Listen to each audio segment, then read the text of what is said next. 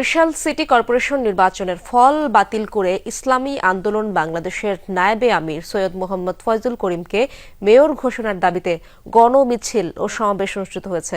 সকালে নগরীর সদর রোডের অশ্বিনী কুমার হলের সামনে বরিশালের সর্বস্তরের জনগণের ব্যানারে এই কর্মসূচির আয়োজন করা হয়। এই সময় 2023 সালে অনুষ্ঠিত নির্বাচনের ফলাফল বাতিল করে হাতপাখা প্রতীকের প্রার্থী সৈয়দ মোহাম্মদ ফয়জুল করিমকে মেয়র ঘোষণার দাবি জানানো হয়। দাবি না মানলে আন্দোলন চালিয়ে যাওয়ার হুঁশিয়ারি দেন বক্তারা।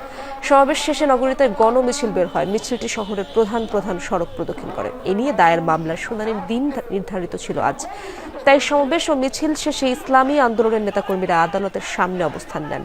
তবে আজ শুনানি হয়নি। আগামী 5 মে পরবর্তী তারিখ নির্ধারণ করেছেন আদালত।